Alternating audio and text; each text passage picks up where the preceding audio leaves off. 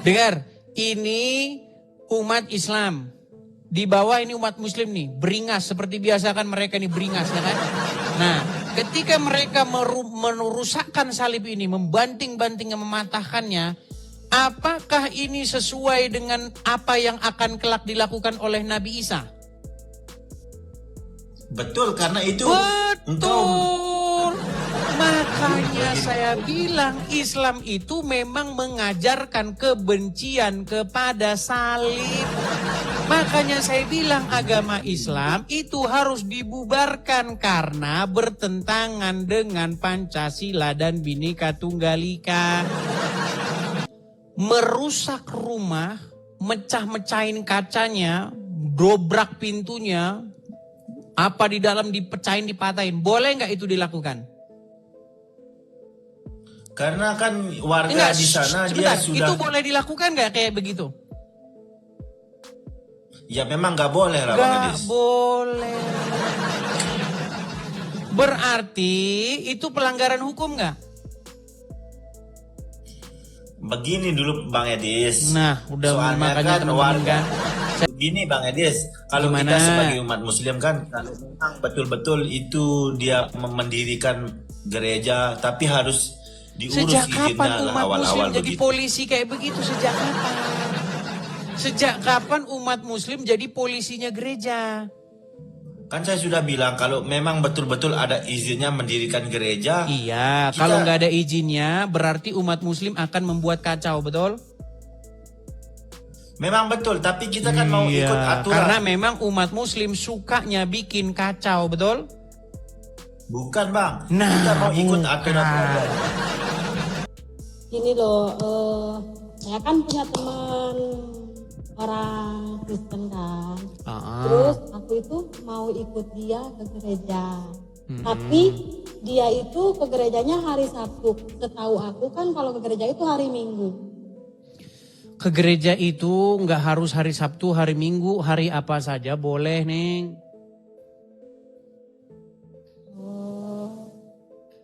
Itu ya. Iya. Mau hari Senin, Selasa, Rabu, Kamis, Jumat, Sabtu, Minggu nggak masalah, sama saja, Neng. Kata siapa? Kalau ke gereja hari Sabtu, terus Tuhannya nggak di situ, Tuhannya lagi libur atau bagaimana? Terus kalau ke gereja hari Selasa, Tuhan lagi nyuci baju atau bagaimana? Kan tidak begitu, Neng, begitu. Bahkan untuk datang ke hadirat Tuhan itu nggak perlu juga harus ke gereja juga. Karena Tuhan itu bukan hanya ada di gereja, dia ada di mana-mana. Tuh kalau aku tiap naik ke rumah abang, aku gemeter loh. Jangan gemeter-gemeter, atuh, jangan. Kenalnya? Nggak tahu ya bagaimana. Pokoknya kalau aku tiap ngomong mau ke gereja itu terasa gemetar gitu loh, asli bang. Ahmad Sanusi, Ya, baru bangun tidur, Bang. dari tadi sih cuman nonton live-nya Bang Edis dari tadi. Oke. Apa yang mau Anda utarakan? Silakan. Tadi saya nonton Bang Edis itu percakapannya dengan Pak Sulaiman ya. Yang mana itu? Kalau menurut kami yang dari Muslim itu menjadi pengikut Nabi Muhammad. Jadi kan Bang Edis bilangnya Nabi Muhammad itu mati dan dikuburkan kan? Betul. Bukankah yang demikian yang tertulis di dalam literatur Islam? Ya benar. Lalu di mana saya itu merupakan perkataan saya? Maksudnya meneladani atau mengikuti kata Bang Edis tadi, memang betul kami itu meneladani Nabi Muhammad. Perkara masuk surganya i pencipta, yaitu Allah Subhanahu Bukan wa Ta'ala. itu, salah paham Anda. Artinya Begini. rahmatnya Allah. Begini, kan di dalam agama Islam standar hidup ya yang berkenan di hadapan Allah itu kan adalah Muhammad, betul? Benar. Oke. Nah, setelah kalian memenuhi standar hidup seperti yang dilakukan oleh Muhammad, maka kalian akan masuk ke dalam hidup yang kekal. Kalau bahasa kitanya itu surga gitu. Tapi bahasa dalam Benar. Quran dan Bible itu hidup yang kekal. Benar. Oke, sementara Muhammad apakah dia beroleh hidup yang kekal? Menurut literatur Islam. Beroleh. Mana dalilnya? Oh, dia di kuburan kok, gimana? Kalau berbicara dalil, saya bukan ahli dari dalil, Bang. Nah, makanya saya bilang teman-teman, seorang muslim ketika dia bercerita tentang agama Islam, di situ dia mulutnya mengucapkan dusta. Bang, tadi kan saya tanya, Muhammad menurut literatur Islam ada di kuburan, betul? Benar. Lalu dari mana Anda katakan dia hidup? Ada beberapa riwayat sih, Bang, dari beberapa pendapat ulama bahwa ada yang mengatakan bahwa Nabi Muhammad itu mati, dan ada juga beberapa riwayat yang mengatakan bahwa Nabi Muhammad itu tidak mati, melainkan diangkat seperti Nabi Isa. Oke, tunjukkan satu literasi di mana Muhammad diangkat. Tunjukkan. Maksudnya literasi yang seperti apa ini, Bang? Tadi kan Anda bilang, menurut itu Muhammad diangkat seperti Nabi Isa. Mana ininya, sumbernya mana? Hadis apa?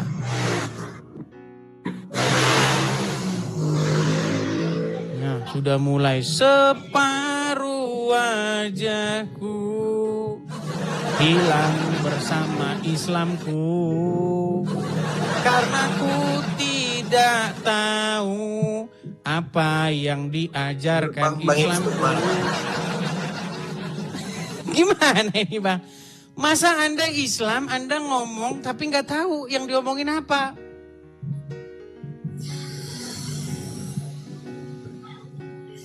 Nah, gini, intinya itu begini. Bang, jangan separuh-separuh, Bang. Abang sudah malu jadi orang Islam? Enggak, saya tidak malu, saya bangga jadi Islam. Terus kenapa begini-begini? Kenapa begini-begini? Gini loh, nah tuh, di tengah. Gini, saya kasih tahu ya. Kita ini kan hidup tahun 2025, bener nggak? Benar. Kita nggak ketemu Yesus, nggak ketemu Muhammad, bener nggak? Betul? Bagaimana, Bang? Kita tidak ketemu Yesus, kita tidak ketemu Muhammad, benar? Benar.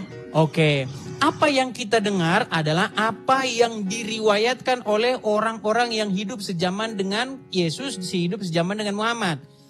Karena saya tidak sehidup sejaman dengan Yesus, maka keterangan tentang Yesus saya dapatkan dari murid-murid, para saksi mata. Anda tidak sehidup sejaman dengan Muhammad, lalu Anda tahu Muhammad dari mana? Dari para sahabat, dari para saksi mata, betul? Nah, Oke. Apa yang dikatakan para saksi mata tentang Yesus? Yesus disalibkan, kemudian dimakamkan selama 3 hari. Kemudian bangkit dia dari matinya itu dia bangkit. Dia mengalahkan kematiannya itu dengan cara bangkit. Dan dia mengatakan kepada murid-muridnya, ya, bahwa semua yang dikatakan dia selama ini itu terbukti. Inilah yang kukatakan kepada kamu, bahwa anak manusia harus diserahkan, kemudian mati dan bangkit pada hari yang ketiga. Yesus membuktikan omongannya benar. Nah, perkataan murid-murid itulah yang menjadi kekuatan bagi kami. Supaya apa? Supaya kami pun nanti beroleh hidup yang kekal seperti bagaimana Yesus pun beroleh hidup yang kekal mengalahkan maut. Sekarang pertanyaan saya, di dalam agama Islam, menurut keterangan para saksi mata, Muhammad ada di mana? ada di alam kubur. Kuburan. Maka apakah kalian mempunyai pengharapan tentang surga yang dia omongin Muhammad itu. Sementara Muhammadnya sendiri ada di kuburan. Makanya perbedaan iman kita di situ, Bang. Anda beriman mengimani seseorang mati. Anda mengimani mengikuti ajaran orang mati. Makanya saya bilang, orang Kristen dituntun oleh firman yang hidup, orang Islam dituntun mayat dalam kuburan.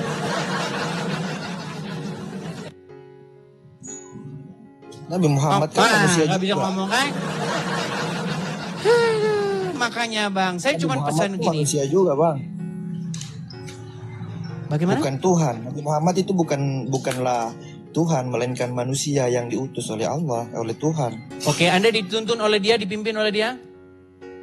Benar. Oke, berarti Anda Nabi Muhammad dituntun, dipimpin oleh orang mati kan? Benar. Iya, makanya Semasa pernyataan hidupnya saya kan, di mana salahnya? Semasa hidupnya itu, semasa hidupnya Rasulullah itu, Nabi Muhammad itu adalah contoh buat kami umat Islam. Sekarang adalah faktanya kalian dipimpin, dituntun oleh orang mati, betul?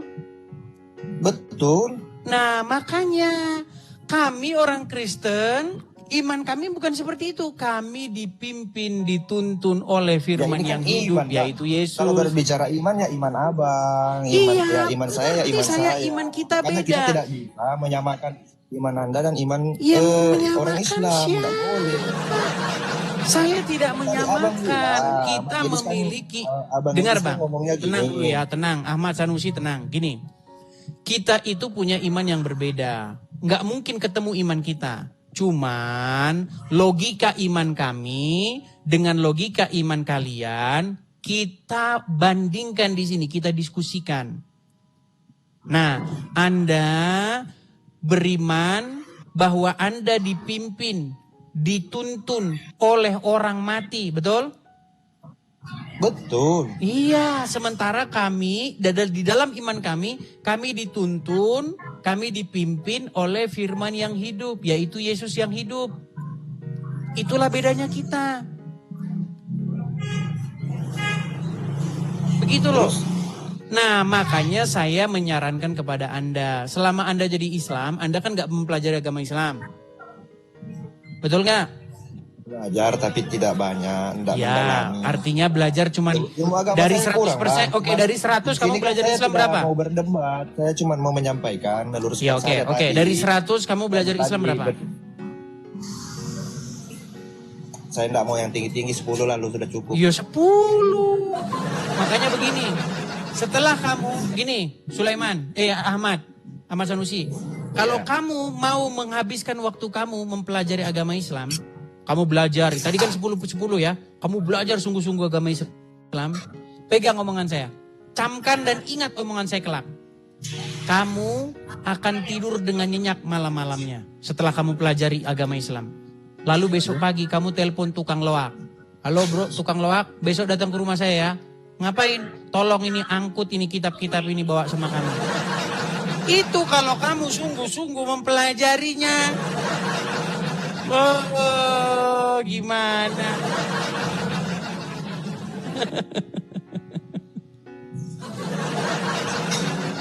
Oke lah, Tadi Mas intinya- Sanusi.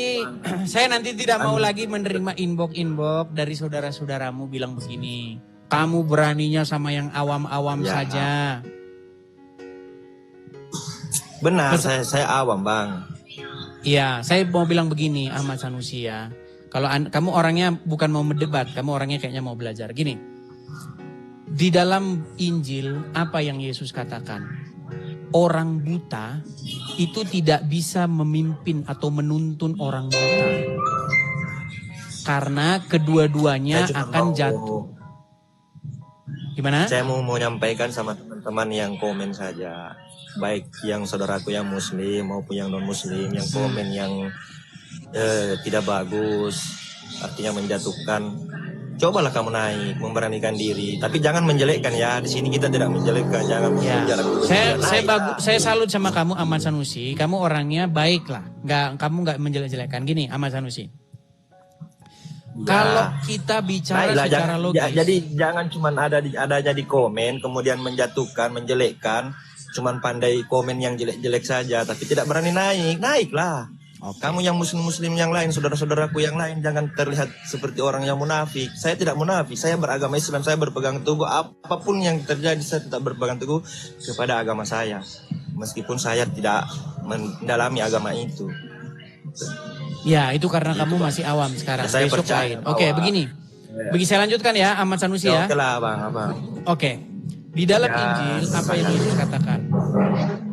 Di dalam Injil, Yesus bilang begini. Orang buta tidak akan bisa menuntun orang buta. Karena pasti keduanya akan jatuh ke dalam lubang. Setuju dengan perkataan Yesus? Bagaimana Bang? Ulang. Saya ulangi lagi ya, saya ulangi. Orang buta tidak akan bisa menuntun orang buta karena keduanya pasti akan terperosok ke dalam lubang, betul? Kalau kita berbicara logika, menurut saya tidak selamanya orang buta terperosok, Bang. Contoh. Terperosok di mana maksudnya Abang? Itu kalau kita berbicara logika, mari kita berbicara logika, Abang. Orang buta tidak akan terperosok. Kalau matamu ditutup, terus kau jalan di jalan raya, kau masuk jurang nggak, masuk lubang nggak, kira-kira? Belum tentu. Belum tentu.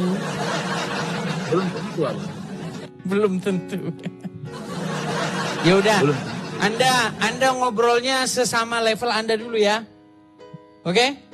Iya.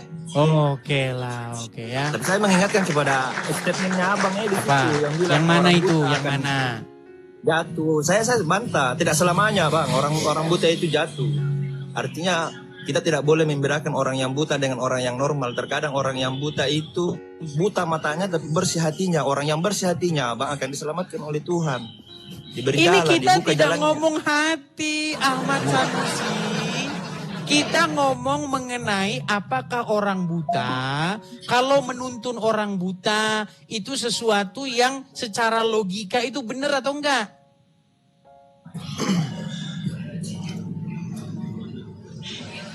Oke lah, Anda dibawa dulu. Apalah kita kalau ngomong sama orang begini, ada-ada saja. Jadi teman-teman ya, kita itu kalau ngomong sama orang yang IQ-nya rendah, memang kita akan mengalami agak sulit gitu ya. Kita harus undang itu yang pinteran dikit. Tapi seperti saya bilang teman-teman, Muslim-Muslim yang pinteran dikit sudah pada keluar dari agama Islam. Yo silakan. Di sini tinggal yang nggak ngerti agama Islam, teman-teman. Oke, kita kasih naik ada. Bentar ya. Sabar, teman-teman.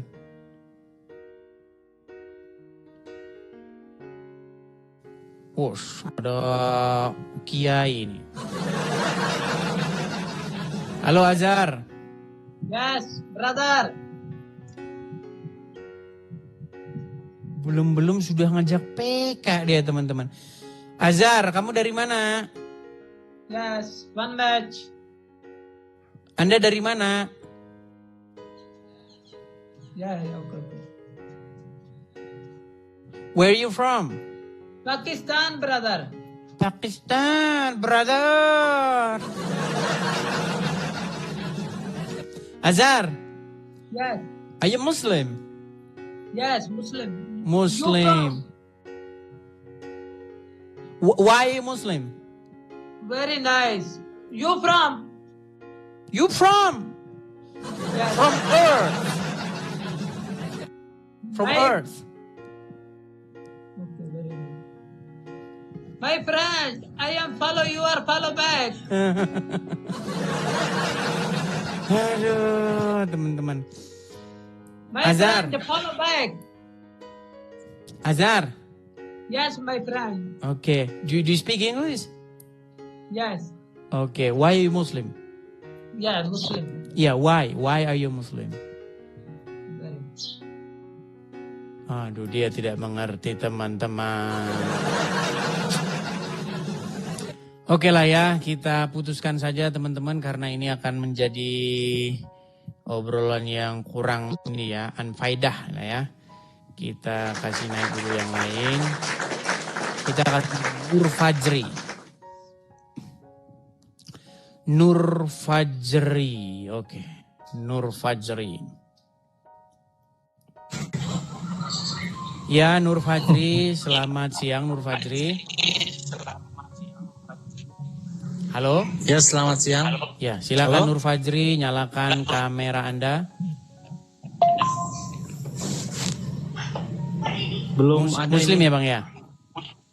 Ya, saya Muslim. Ya, silakan tuh Bang. Sudah saya kirimkan, sudah ada di layar Anda. Silakan Anda terima.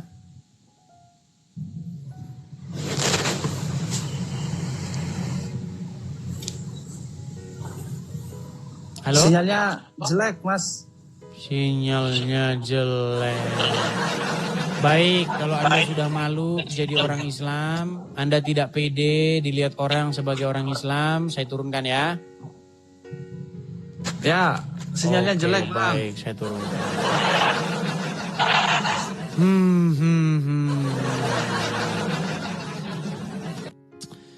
Halo. Aduh, nekat yangnya. Assalamualaikum. Ya, Haji Syafiq, silakan nyalakan kamera Anda. Assalamualaikum. Assalamualaikum. Salam. Dilarang mengucapkan salam kepada non-muslim. Toleransi kan. Haji Syafiq, Betul. bukannya kamu kemarin sudah naik? Iya, Sudah tapi saya ini ajarin, mau sudah saya membahas- kasih dalil-dalilnya. Saya mau bahas yang itu hari yang kejadian di Cidayu itu. Cidayu. Betul. Kamu ini kok nekat mau membahas sesuatu, namanya aja kamu nggak bisa mengucapkannya. Yang salah itu Edis, itu yang punya Di mana? rumah Sebentar, dia. kejadiannya di mana? Hah? Makanya saya bilang Di teman-teman, Cidahu, kalau Cidahu. nama-namanya udah kayak gini, udah Syafiq apa, ini pasti agak begitu. Heran saya, aduh. Kamu mau bahas sesuatu, sementara kamu nggak tahu kejadiannya di mana, di mana? Cidahu. Cidahu, kamu bilang Cidayu. Cidahu. Apa yang kamu bahas dari situ? Kemarin sudah kita bahas panjang lebar. Nah, soalnya kan kawan saya yang tinggal di sana, di wilayah sana, perkampungan sana, itu sebenarnya itu rumah ibu itu dia buat villa. Lalu kenapa dia harus mau merubahnya seperti gereja? Itu tempat salahnya. Baik, Bang kalau Yayes. kita ngomong salah-salahan, nanti panjang bahasan kita. Yang mau saya tanya, apa dasar seseorang boleh ngerusak, boleh mecah-mecahin rumah orang? Dasarnya apa? Begini, Bang. Kawan saya kan dia cerita dengan saya. Tenang. Kalau dia itu- Jangan cerita kawan kamu. Saya mau cerita, nih teman-teman ya. Anda Muslim ya? Muslim. Oke, saya mau tes dulu. Apa otak Muslim itu waras atau enggak? Coba ya, saya mau tes. Nih, dengar. Boleh nggak kalau satu kelompok atau satu kelompok massa atau satu kelompok orang merusak rumah, mecah-mecahin kacanya, dobrak pintunya, apa di dalam dipecahin, dipatahin, boleh nggak itu dilakukan? Karena kan warga Enggak, di sana sebentar, dia sudah. itu boleh dilakukan nggak kayak begitu? Ya memang nggak boleh lah Bang Nggak Edis. boleh. Berarti itu pelanggaran hukum nggak? Begini dulu Bang Edis. Nah, udah Soalnya makanya kan teman-teman warga- kan. Saya kan sudah bilang teman-teman, Muslim yang masuk sini belum ada satupun yang waras. Belum ada. Begini Bang Edis. Bang Edis, begini kronologinya kan.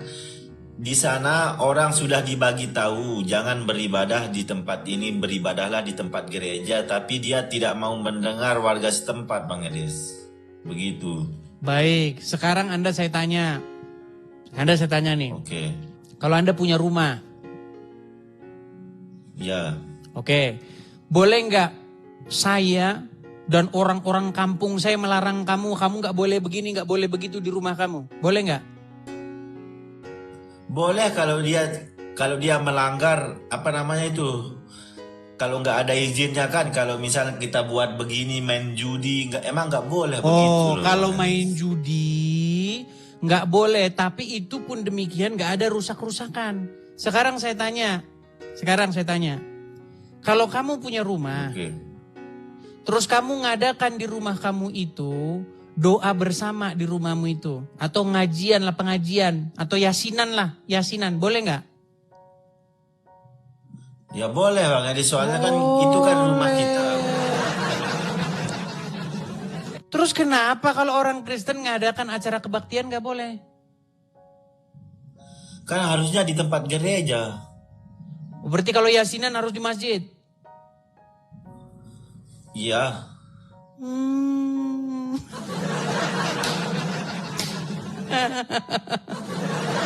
Berarti orang muslim yang yasinan di rumah itu harus dibubarin? Enggak Harus sih, kan dipanggil itu kan Satpol kita PP itu yasinan muslim tuh kadang-kadang. yasinan di rumah itu bubarin tuh Satpol PP. Harus begitu? Begini Bang Edis, kan kalau yasinan di rumah kadang-kadang kan orang lagi meninggal, Bilang aja meninggal gini, dunia, keluarga. dengar, bilang aja begini. Intinya banyak kejadian di negeri Konoha itu banyak terjadi orang yang mayoritas berbuat semena-mena kepada yang minoritas. Udah pengalaman saya. Saya kasih contoh. Contoh nih. Oke. Saya tanya abang tinggal di mana nih? Sekarang saya tinggal di Jawa Tengah. Jawa Tengah. Kalau dari logat bicara Anda kayaknya Anda bukan asli Jawa Tengah.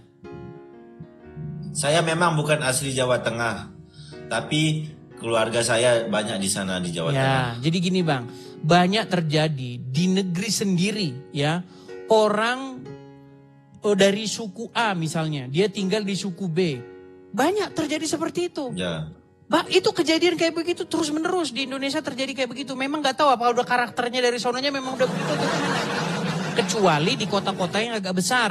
Kalau di kota-kota yang agak besar biasanya nggak terjadi seperti itu. Tapi kalau di desa-desa, di kampung-kampung biasanya kayak begitu.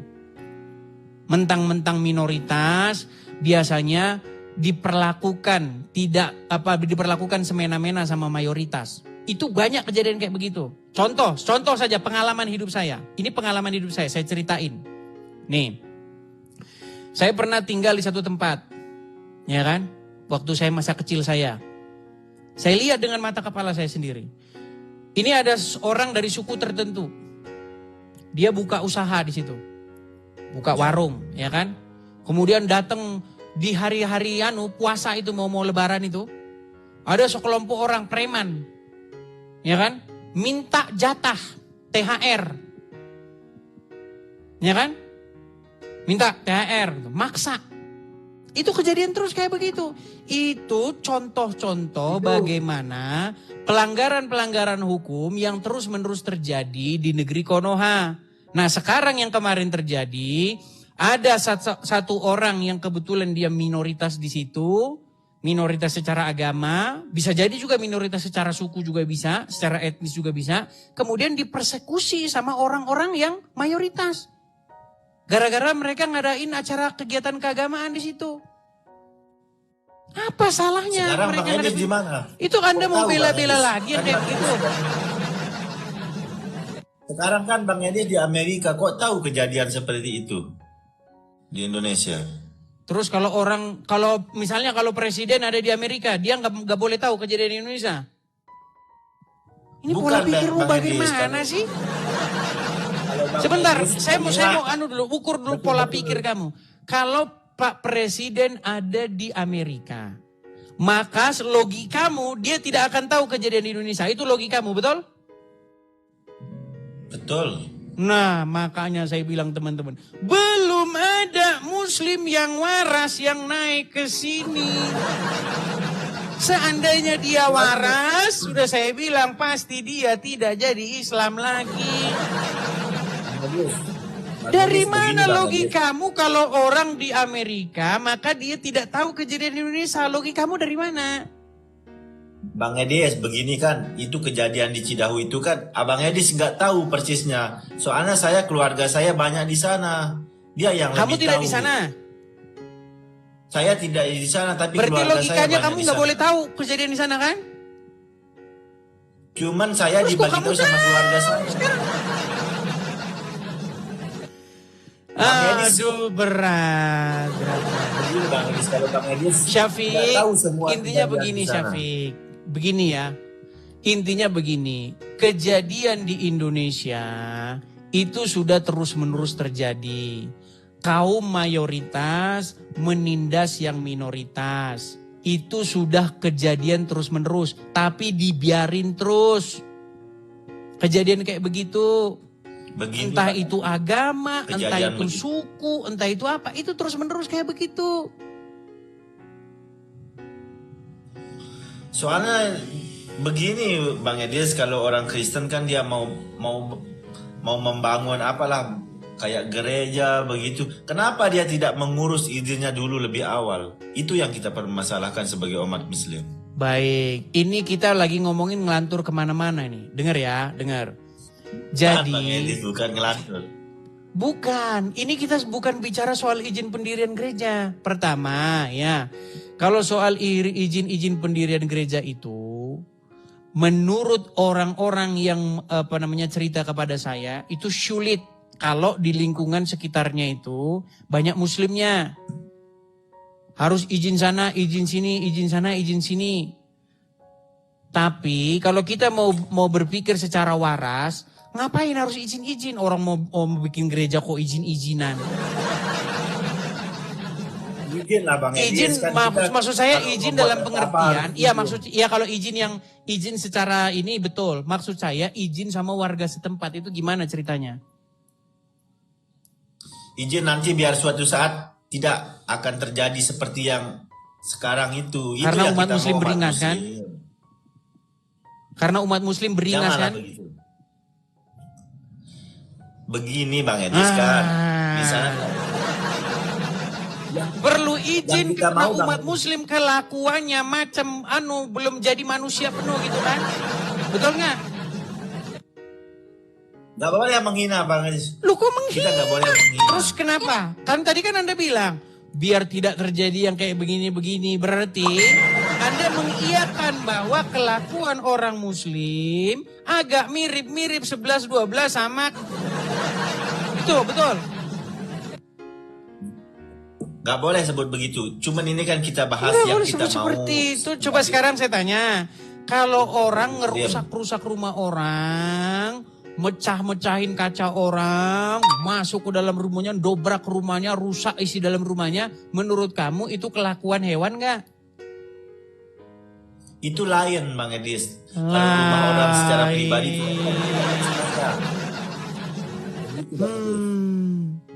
begini Bang Edis, kalau Gimana? kita sebagai umat Muslim kan, kalau memang betul-betul itu dia mendirikan gereja, tapi harus diurus Sejak izinnya kapan lah umat muslim awal-awal jadi begitu. polisi kayak begitu? Sejak kapan?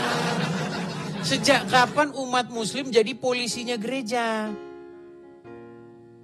Kita harus ikuti peraturan lah, peraturan negara. Iya begitu, peraturan kalau misalnya mendirikan hal-hal yang tadi saya jelas-jelas melanggar hukum. Contoh, Anda mendirikan di dalam kampung, misalnya Anda dirikan di situ tempat pembuangan sampah, ya nggak boleh.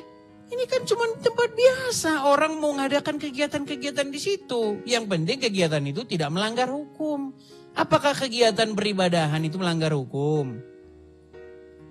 Melanggar hukum nggak orang kalau melakukan tidak ada kegiatan izinnya. peribadatan? Misalkan kalau dia buat di sekitar sana, wilayah sana kan belum ada izinnya. Begitulah keluarga saya yang Jadi menciptakan saya. makanya teman-teman, kalian sudah melihat kan bagaimana botolnya Muslim ini sudah mengakar sampai ke mereka udah ngakar, botolnya itu udah ngakar sampai ke dalam itu, ke dalam-dalam. Jadi mau gimana tuh?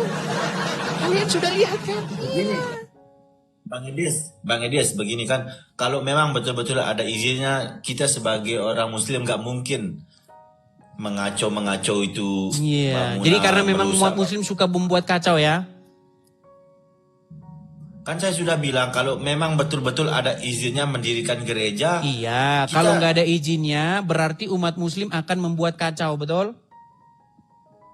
Memang betul, tapi kita kan mau Iya, ikut aturan. karena memang umat Muslim sukanya bikin kacau, betul?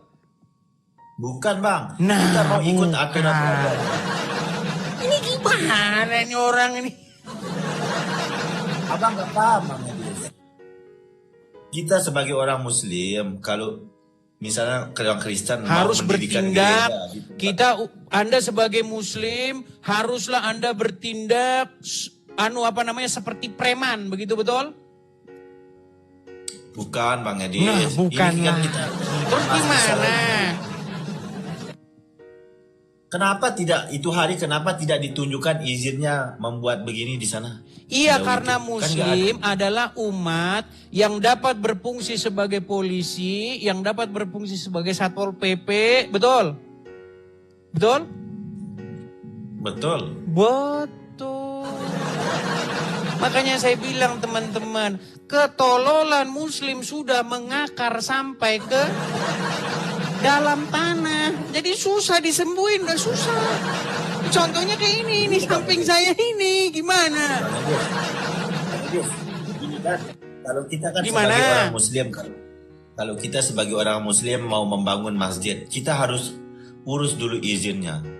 Baru kita, kalau sudah pemerintah mengeluarkan, dia bilang sah, baru kita mendirikan Anda ini masjid. bicara Kita tidak masjid atau sembarangan. bicara tempat kediaman?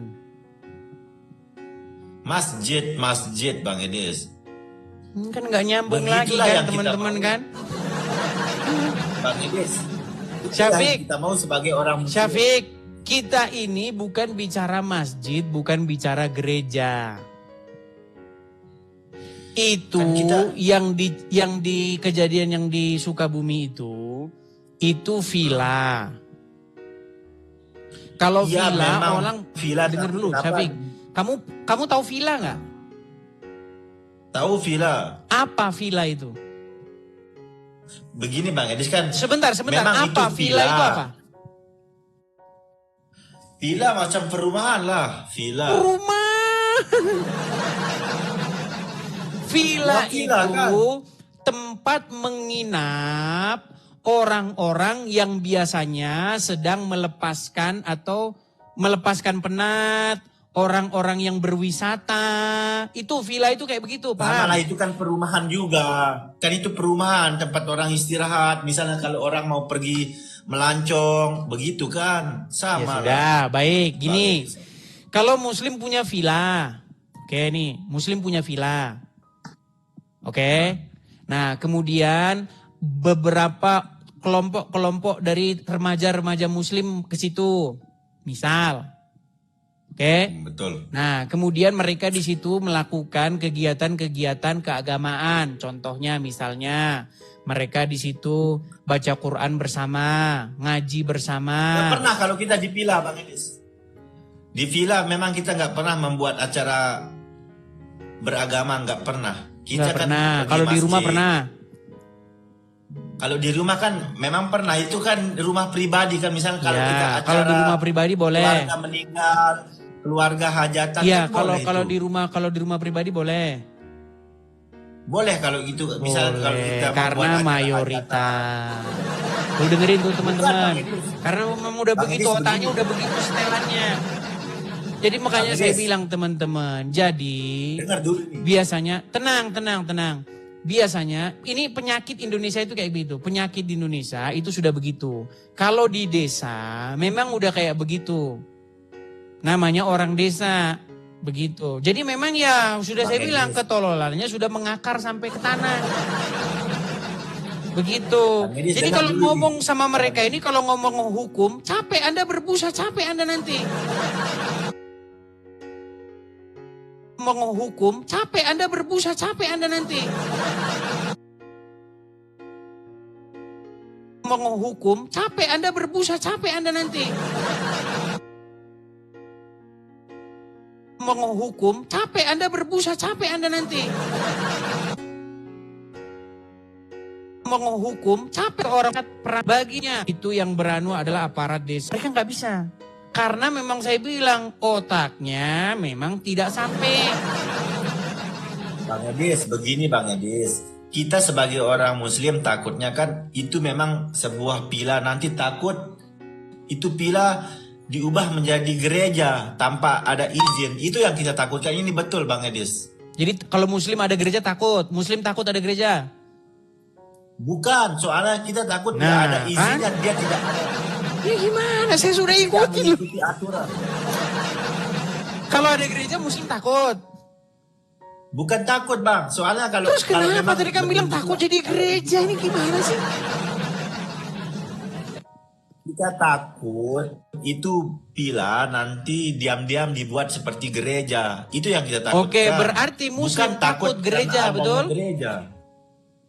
Bukan, kita bukan takut ada gereja, cuman kita takut itu umat Kristen tidak mengikuti aturan.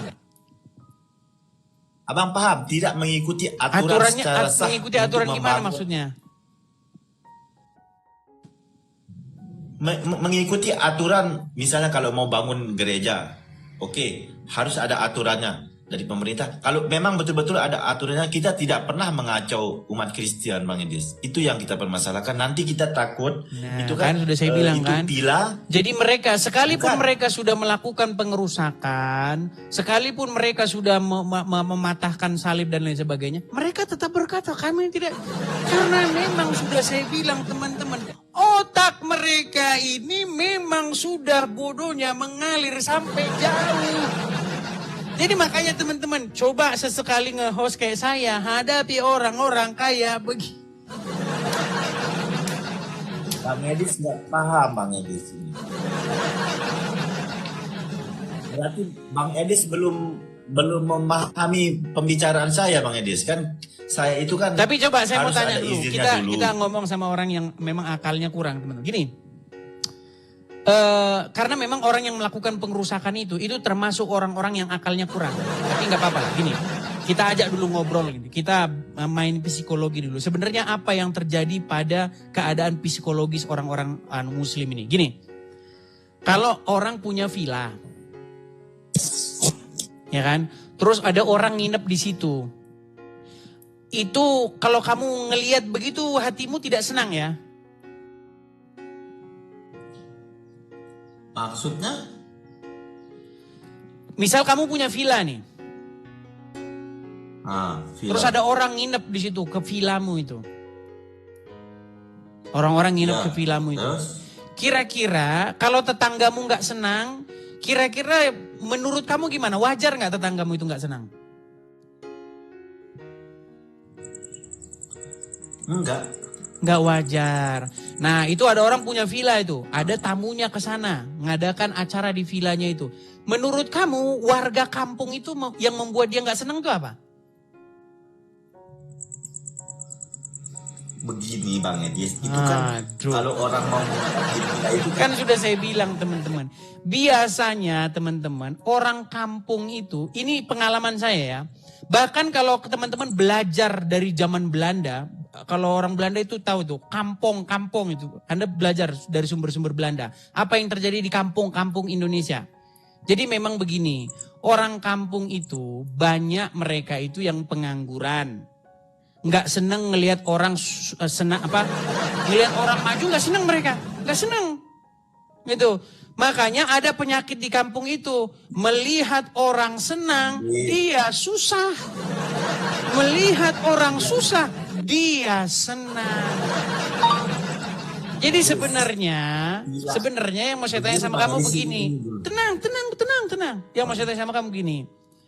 Apa dasarnya orang-orang itu melakukan pengerusakan, melakukan hal-hal yang sedemikian itu. Oke. Padahal kegiatan itu tidak ada yang merugikan mereka. Oke. Ini saya boleh jawab Bang Edis? Jangan. Saya jawab ya. Jangan. Bila itu Bang Edis, bila itu tempat wisata, misalnya kalau tamu luar negeri lah, pergi ke Pila, kan nggak mungkin dia mau membuat acara di sana. Siapa Betul? bilang nggak membuat acara? Nggak mungkin di tempat Pila dia mau membuat acara keagamaan. Nggak mungkin Bang Edis. Siapa bilang Soalnya kan nggak Pila mungkin? itu tempat wisata.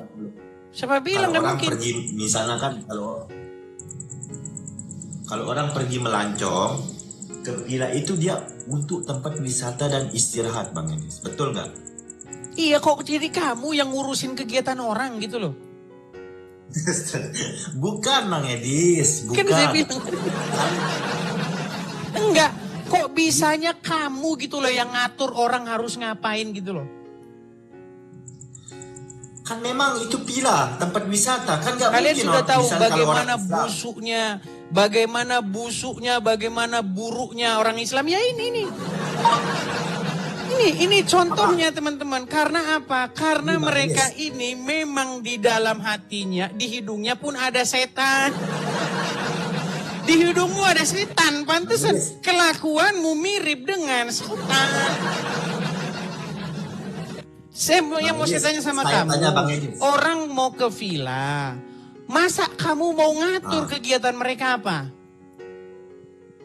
Begini Bang Edis, kan orang ke Pila kan nggak mungkin dia mau buat. Kok nggak acara mungkin? keagamaan, Bang Edis. Maksudmu Bang Edis nggak acaranya paham. mau seperti orang Islam gitu? Nikah mut'ah itu, yang kayak di Puncak Bogor gitu? Ini memang Bang Edis kurang paham. Begini Bang Edis, kita sebagai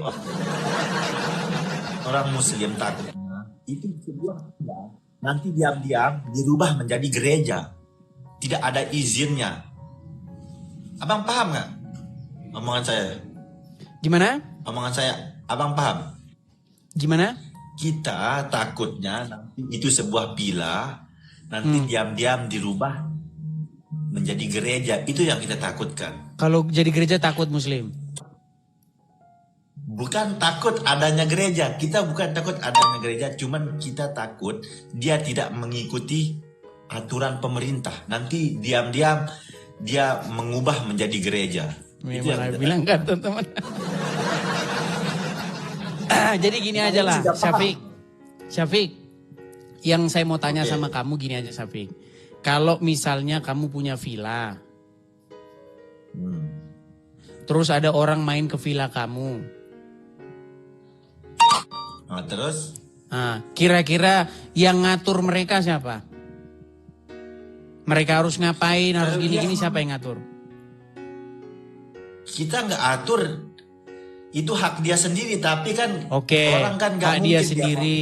Kalau dia di situ mau kumpul sama orang-orang Kristen, terus kemudian mereka melakukan kegiatan-kegiatan Kristen di situ, menurut kamu yang rugi siapa? Kamu rugi gitu, Muslim rugi? Enggak rugi. Terus kenapa Cuman Muslim orang rusak? Cuman orang itu kan dia nggak mungkin mau membuat. Enggak, sebentar. Yang saya tanya, kerugian yang Muslim alami itu apa? Kalau ada orang Kristen kumpul dengan orang Kristen melakukan kegiatan-kegiatan Kristiani, umat Muslim ruginya di mana? Nggak ada. Kita Terus nggak kenapa pernah. ngerusak-ngerusak? Cuma Bang Edis kan nggak paham kata-kata saya. Itu ngerusak karena orang Aduh, peringatan, Bang. pusing. Peringatan. Makanya teman-teman, saya sudah bilang begini. Jadi teman-teman, kalian harus tahu, Muslim ini mereka itu punya penyakit.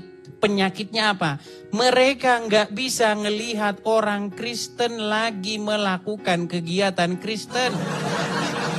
Percaya sama saya, makanya itu kejadian terus. Karena di dalam ajaran agamanya ngajarin kebencian kepada orang-orang Kristen. Nggak ada Bang Edis. Nggak ada itu orang Islam diajarkan sebuah kebencian kepada umat. Oke, apa yang mana-mana Quran nggak ada. perintahkan untuk kamu lakukan kalau ketemu dengan orang Kristen? Itu kan orang kafir. Emang kamu kafir? Oke, Kristen kafir nggak? Kafir? Kafir. Apa yang harus dilakukan kepada orang kafir menurut Al-Quran? Yang harus dilakukan Perangi. Betul nggak diperangi? perangi karena dia tidak mengikuti aturan Iya, Allah Subhanahu wa Ta'ala. karena sudah saya bilang ajaran Islam itu ajaran kebencian kepada orang Kristen. Tapi selama ini kita bermunafik. Intinya itu, udah ke situ intinya. Makanya kalau kamu Kristen, kamu berada di tengah-tengah Muslim, terus kamu lakukan kegiatan Kristen di situ.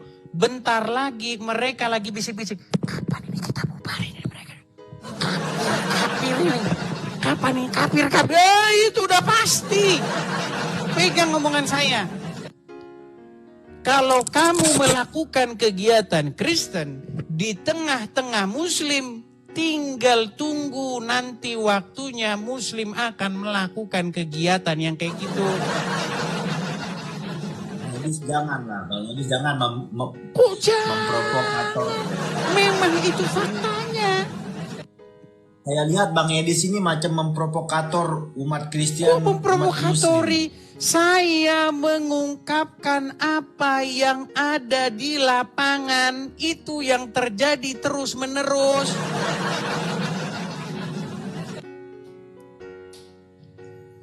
Tapi Iya, kalau Abang, Muslim, mereka sholat di jalan pun, silakan. Sholat di jalan, silakan. Buktinya kita tidak dilarang polisi, buktinya kan itu memang mungkin dia sudah ada Iya, izinnya. karena mayoritas. Makanya kalau mayoritas itu bebas berbuat sekehendak hatinya. Begini Bang Edis, sekarang Lo nggak percaya. Bang Edis, sekarang Kristen di Indonesia berapa persen? Saya tanya.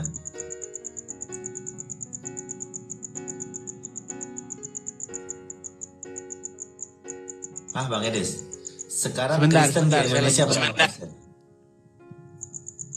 Gimana? Saya tanya Bang Edis, Kristen di Indonesia sekarang berapa persen?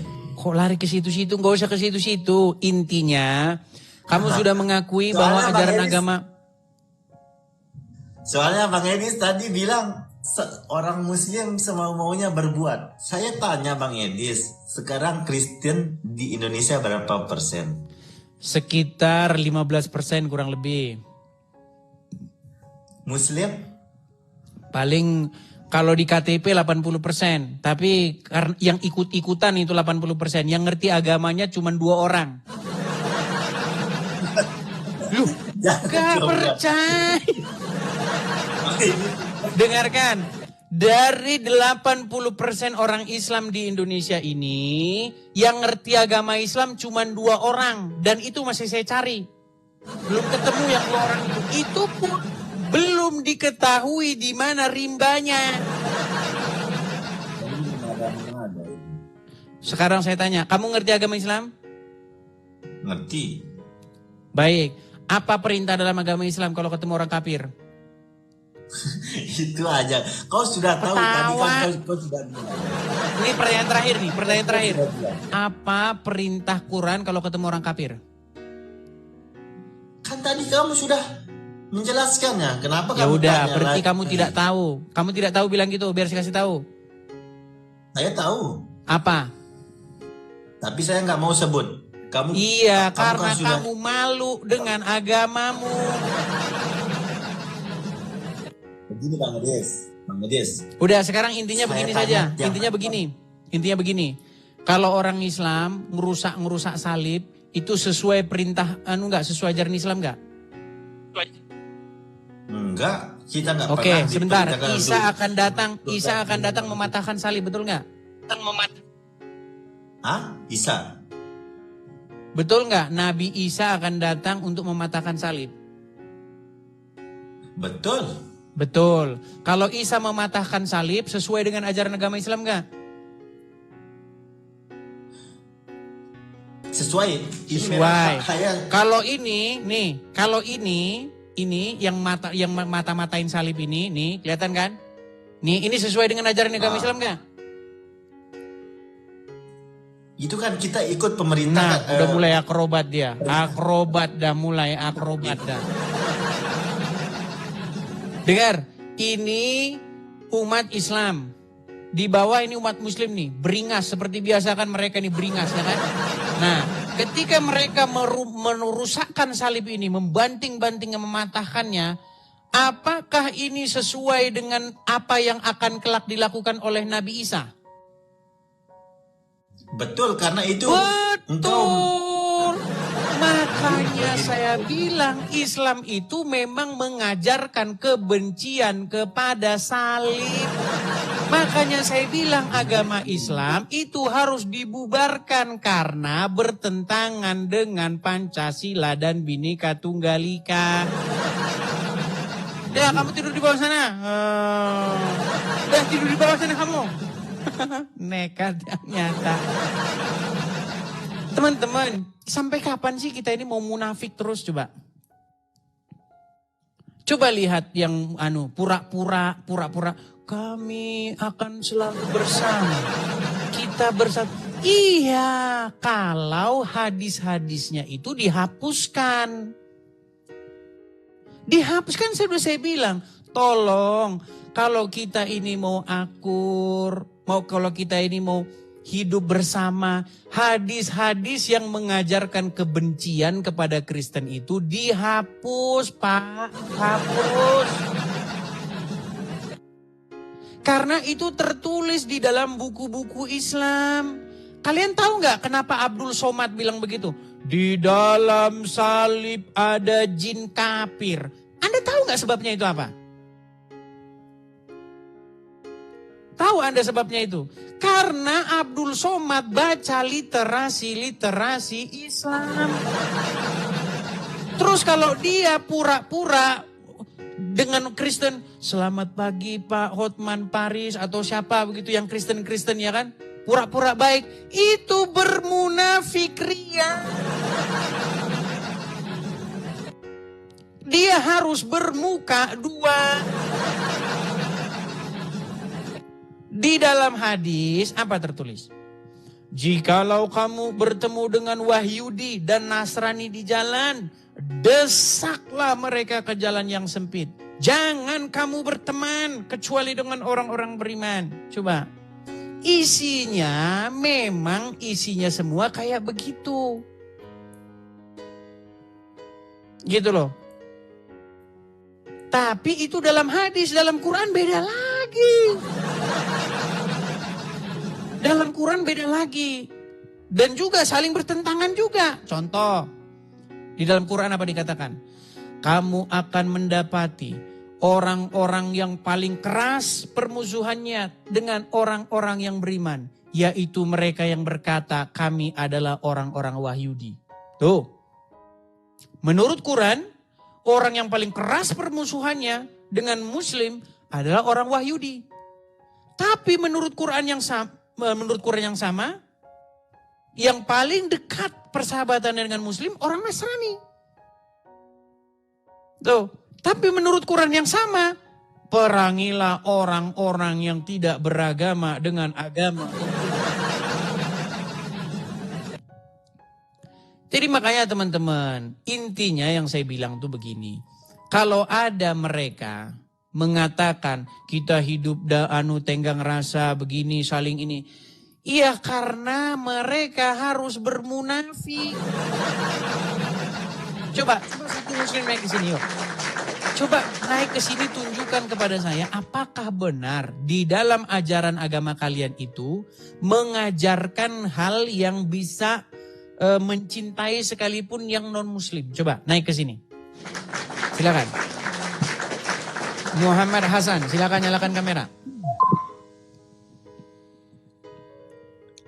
Muhammad Hasan. Ya. Silakan Bang, nyalakan kamera. kawan. Cakap tadi awak cakap orang panggil sama kamu orang kafir, dia punya maksud apa? Saya bagi tahu sama awak boleh? Sebentar, ini dari bahasanya ini nampaknya Malaysia ini. Saya agak-agak sedikit kurang nangkap. Coba ulangin Bang, gimana? Iya, tapi saya duduk dekat Malaysia, tapi sikit-sikit boleh arti lah sama cakap awak. Sikit-sikit boleh arti, maksudnya bagaimana? Coba apa yang mau Anda utarakan? Tadi awak cakap sama kawan tadi orang Muslim kan? Itu orang kafir pun orang kafir sama awak. Kenapa pasal panggil awak kafir? Dia punya maksud awak mau? Teman-teman ngerti nggak apa yang dia ngomong? Oke, baik. Saya tanya dulu nih. Muhammad Hasan, Anda Kamu Muslim. orang kan susah hati. Kamu orang kan susah hati apabila kita orang panggil sama kamu kafir kan? Enggak, kami bangga menjadi orang kafir karena kami kafir kepada Nabi yang aneh. Kami wajib kafir kepada Muhammad karena kalau kami percaya kepada Muhammad sama saja kami percaya kepada nabi-nabian. Gimana? Kita orang dia ngerti percaya nggak? sama. Anda tahu nabi-nabian? Tahu nabi-nabian? Ya tahu. Apa nabi-nabian? Nabi Isa tahu, Nabi Isa kita tahu, Nabi Muhammad kita tahu. Kalau nabi-nabian tahu? Ya. Nabi-nabian kita tahu. Apa nabi-nabian itu? Nabi-nabian saya tak tahu, tapi Nabi saya tahu. Nabi ada, Rasul ada. Oke, kamu kursus bahasa Indonesia dulu. Ya, kursus dulu bahasa Indonesia ya. Atau kursus bahasa Melayu bisa. Sudah kita orang tahu, sikit-sikit tahu. Oke, kalau tahu. Kalau pengertian nabi-nabian itu apa? Nabi-nabian, apa maknanya nabi-nabian? Nabi-nabian namanya itu kira lah, kira.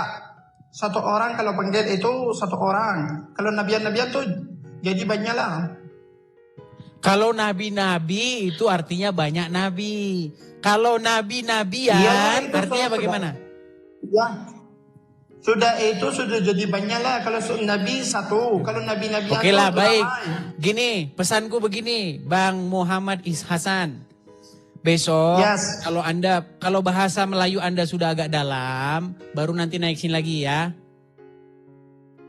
Oke? Ya, tapi awak karena jangan bohong sama orang Islam. Bohongnya di mana, Hasan? Orang Bohongnya di mana? Kristen, sebab kita orang panggil sama kamu orang kafir. Orang kafir sebabnya orang kita panggil, dia sembunyi cakap jujur. Yang tak jujur punya mau kasih dapat, mau kasih highlight. Tahu? Contohnya gimana contohnya? Contohnya selalu yang awalnya tuh kita artinya kamu itu salah riwayatkan mau depan itu bagi tahu sama kamu sama orang. Kita kan semua orang ada tahu agama, tapi sikit-sikit semua orang tahu. Ya.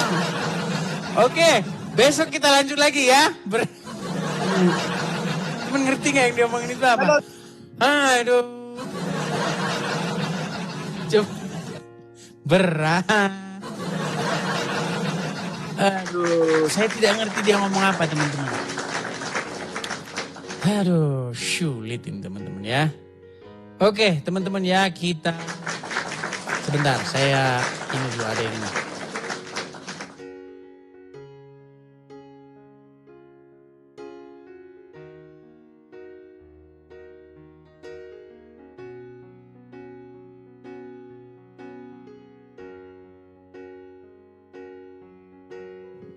Oke, kita lanjutkan kembali ya. Kita lanjutkan kembali. Oke, kita kasih naik ada Maulana. Maulana ya Maulana. Ya, silakan Maulana. Halo Maulana. Ya, halo Bang Edis. Ya, gimana Maulana? Anda sudah nyimak dari tadi atau barusan datang? Barusan datang. Ya, gimana Maulana? Apa yang mau Anda utarakan? Silakan. Silakan.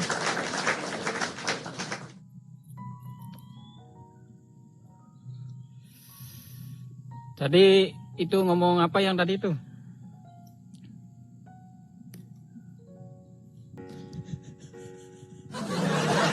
Enggak, Anda mau mengutarakan apa, Maulana?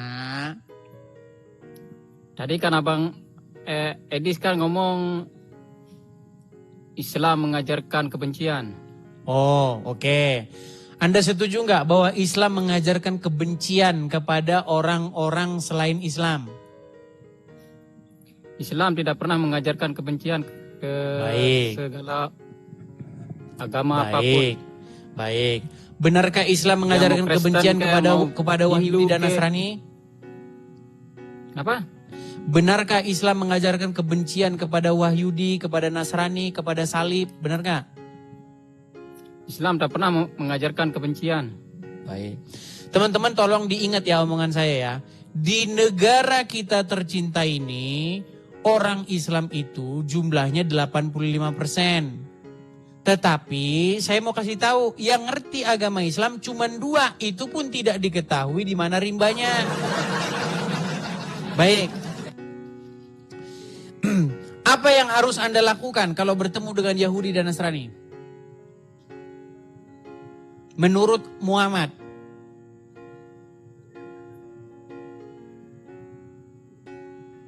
Meninggal. Tahu nggak apa yang harus Anda lakukan kalau bertemu Yahudi dan Nasrani? Ya seperti biasa, berjabat tangan macam itu. Apa?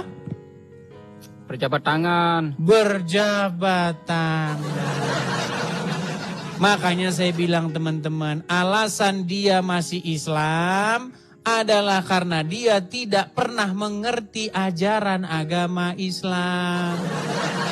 Kalau Anda mau menyisahkan waktu 1 malam aja, nggak usah lama-lama. 1 malam saja Anda mau pelajari agama Islam, malam itu Anda akan tidur nyenyak sampai ngences, sampai ngiler Anda di bantal itu sampai penuh. Tapi pagi-pagi Anda akan bangun, Anda akan bawa itu kitab-kitab yang barusan Anda baca semalam itu, lalu Anda suruh tukang loak mengangkutnya dan membuangnya ke tukang sampah.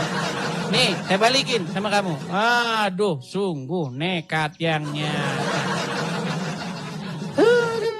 Benar-benar mereka ini ya teman-teman ya. Saya tunjukkan. Kenapa kamu mengatakan kalau ketemu dengan orang Wahyudi Nasrani berjabat tangan? Waduh, nekat. Perhatikan. Ini hadis-hadis tentang bagaimana berpergaulan kamu kalau ketemu orang Yahudi dan Nasrani. Perhatikan. Haram kamu mengucapkan salam. Boro-boro nyalam-nyalam tangannya kamu. Ucapin aja kamu haram. Perhatikan. Apa yang... Ya memang. Memang kalau kita mengucapin salam itu memang tidak diperbolehkan. Oh, sekarang nggak dibolehkan. Tiba-tiba memang nggak boleh, memang ya nggak boleh. Nih, memang nggak boleh. Baik, perhatikan. Kalau kamu ketemu dengan orang muslim, kalau dia pun mengucap salam, kita tidak boleh jawab dia. Oke. Dari Abu Hurairah, Rasulullah bersabda, janganlah kalian memulai mengucapkan salam kepada Yahudi dan Nasrani. Apabila kalian bertemu dengan salah satu dari mereka di jalan, maka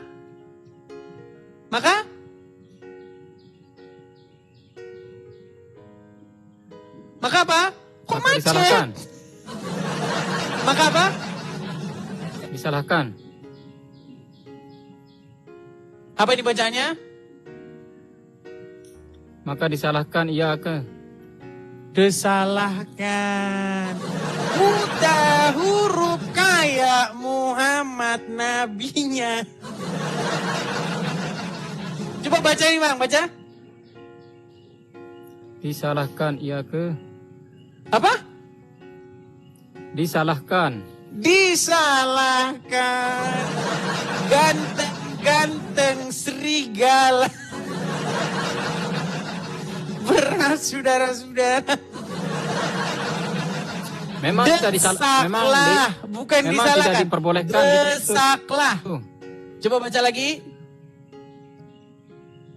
Desaklah. Desaklah ia ke jalan yang sempit. ke jalan yang sempit. Jadi, kalau kamu bertemu dengan Wahyudi dan Nasrani di jalan, jangankan kau ucapkan salam.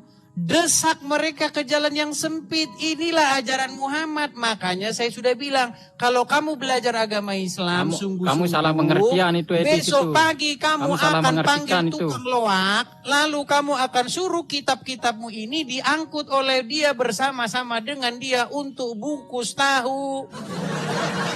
Waduh, nekat yang nyata.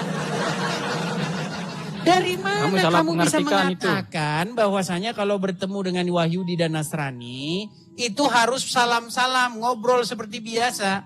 Itu ajaran siapa?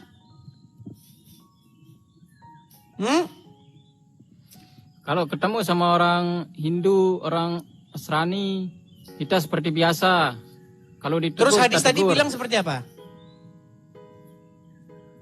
Memang tidak dibolehkan itu kita ngucap salam, itu tidak bolehkan. Dia pun kalau ucap salam Bahkan kita kalau boleh mereka jawab. mengucapkan salam nggak boleh dibalas, betul? Ya, nggak boleh dijawab. Harus Jawab. jutek mukanya, betul nggak? Ya kayak muka kamu lah yang jutek. Nah itu. itu yang saya bilang. Aduh. Makanya saya bilang, Maulana, kamu itu salah mengertikan itu, Edis. kamu itu sudah saya Kamu itu bilang, salah mengertikan, kamu itu salah mengertikan itu. Cukup Kamu itu salah beragama mengertikan. Islam KTP saja. Jangan kamu dalami agama itu. Kalau kamu dalami, nanti kamu ikut itu sama orang-orang yang dianu itu, yang disuka Yang di bumi. mana? Nanti kamu ikut aja- sama mereka, Edis, kamu aja merusak, ikut yang mematahkan sama salib, orang yang dekat Sukabumi membanting-banting itu pergi salib. besok sana. Gimana?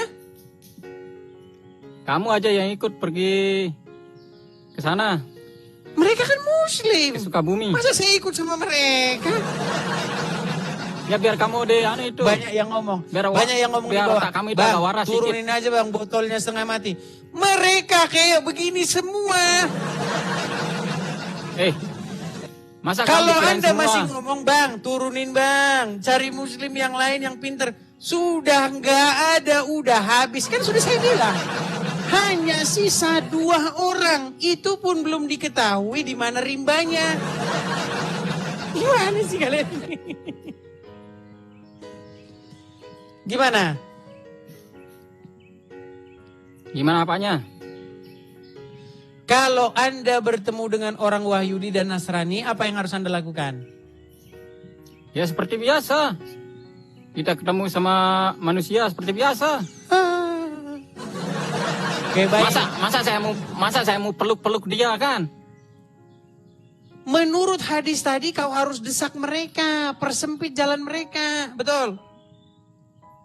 Buat apa saya mau persempit jalan orang? Itu hadis yang bilang tadi apa?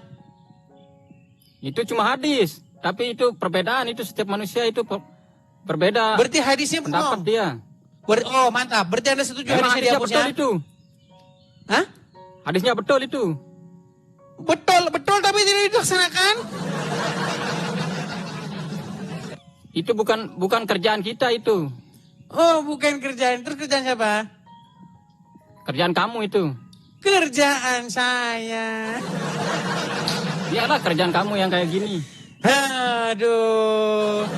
Makanya sudah saya bilang, jika kamu Dis. ingin hidup damai dengan Dengar tetanggamu, dulu, dengar dulu maka saya ngomong ini. buanglah hadis-hadismu tadi itu ke tong sampah. Nggak perlu Kalau dibuang kamu itu, nggak ingin perlu. bermusuhan dengan tetanggamu, banyak-banyaklah baca hadis tadi dan laksanakanlah. Nggak perlu yang kayak gitu Edis, nggak perlu dibuang. Kalau buktinya apapun, kamu nggak ingin perlu membuang itu. hadis tadi, menurut kamu hadis itu cocok dibuang ke tong sampah? Tak cocok. Siapa yang bilang Cocok mau buang? Kamu dilaksanakan. yang ngomong, kamu kan ya. Kamu yang ngomong tadi yang mau buang. Berarti cocok dilaksanakan hadis itu? Harus. Harus dilaksanakan. Berarti kalau ketemu Yahudi dan Nasrani harus dipersempit, desak mereka ke jalan yang Harus sempit. nih. Kamu itu salah mengartikan itu. Harus dilaksanakan bagi orang yang berilmu. Paham? Laksanakan bagi orang yang berilmu. Bagi orang yang ngerti. Aduh. Kalau orang yang Teman-teman, awam itu, tolong kirim dulu. Teman-teman, tolong kirimkan saya Paramek. Oke. Dekolgen betul itu, atau Paramek tolong terbangkan dikirimkan kemari Paramek, dulu rumah untuk sakit obat kepala sakit itu, kepala kepala. kamu sudah sengit. Karena saya Kepala sudah kamu itu agak sudah sengit, sakit Edis. kepala menghadapi dia. Masa Anda mau- tadi bilang hadis itu harus dilaksanakan oleh orang-orang yang berilmu. Gimana cara melaksanakannya? Ya gimana caranya dia sih? Berarti Anda tidak berilmu. Contoh, saya bagi contoh ha. Berarti Anda Macam- tidak berilmu. Contoh saya kasih contoh ini di sini. Contoh macam Mana ustaz. contohnya? Contohnya gimana contohnya? Nih, macam ustaz, tuan guru, itu yang boleh. Boleh apa? Boleh bikin kamu taubat lah. Oke lah ya, kita lanjutkan ya, kita lanjutkan. Aduh, memang sulit. Yuk, silakan yuk. Silakan ya.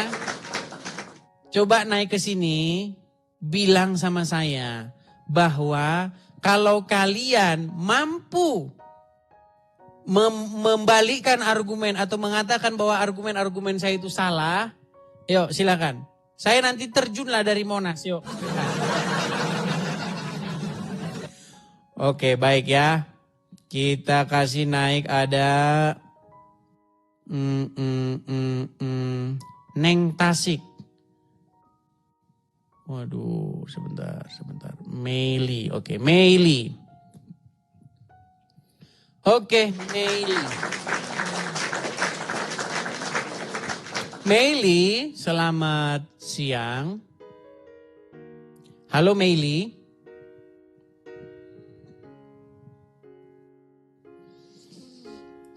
Oke, Meili tidak nyambung teman-teman. Terima kasih Bang Agus Ibrahim. Makasih Bang. Meili tidak nyambung, saya turunkan ya. Teman-teman, tolong teman-teman yang naik berikan kesempatan ya teman-teman kepada yang muslim-muslim ya. Ada Neng Tasik Tea. Waduh, ini yang kemarin nih kayaknya ini. Halo Neng Tasik, silahkan nyalakan kamera. Halo, selamat siang Bang. Selamat siang Neng Tasik. Apa kabarnya Neng Tasik?